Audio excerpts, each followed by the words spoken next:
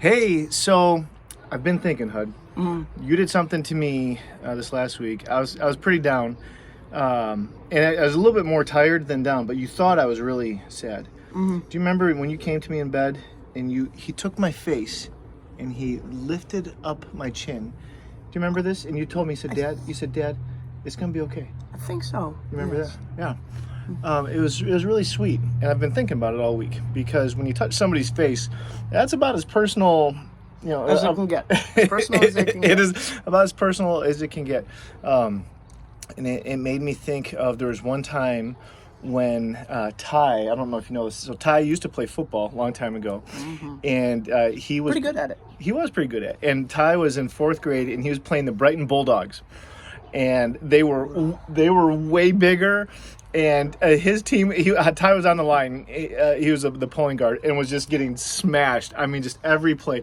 We're sitting there watching them, and they're twice his size, and he was just getting obliterated. Twice as strong. Twice as strong. It was so tough. And at halftime, I went over to him. I've got a picture of it. So it's a very sweet picture. And I had my hand in his face, and he's looking up at me. And I thought, there's nothing that I can do to change his circumstances. He's about to go out for another half and get pummeled. So the size of the kids isn't going to change. Their strength isn't going to change. The speed isn't going to change. No, nothing's going to change. The circumstances won't change, but I can give him courage. So I took his face in my hands and lifted it up, and I was so proud of the rest of the way he played that game. There was another time, Hudson. I don't know if you remember. It was a very hard one for me when you used to love going swimming in Grandma and Grandpa's swimming pool. And he loved going off the diving board. And so he'd walk on the diving board, and I put my hands underneath your arms. 'Cause at this time, you couldn't walk on your own. Remember when you were just young?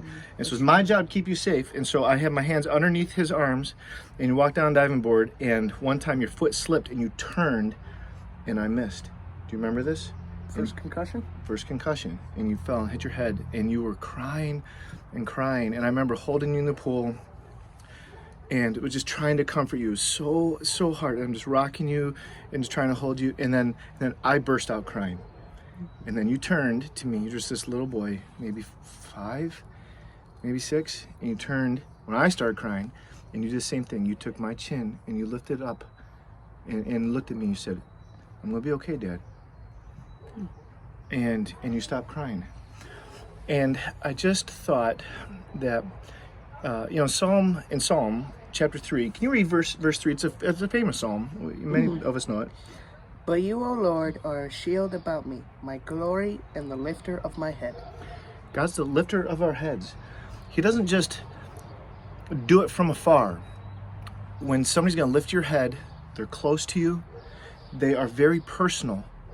And They actually, love you. They love you. And when they lift it up, when you lifted my head, you were looking at my eyes. You were having me look at your face, just like I was doing with Ty. And this is that God is doing the same thing to us. He's the lifter of our head. He doesn't just lift it up to somewhere. He's lifting it up to see Him. So I just want you to know this. This is from God's heart to yours. You may be facing something that you can't change the circumstances. You can't. You're going to have to go back in, and you're going to have to face something that's tough. And God just wants to give you courage, and that's what He does for His people. So may the Lord lift your head today and give you courage to face whatever it is in life that He has in front of you. And bless you. And bless you.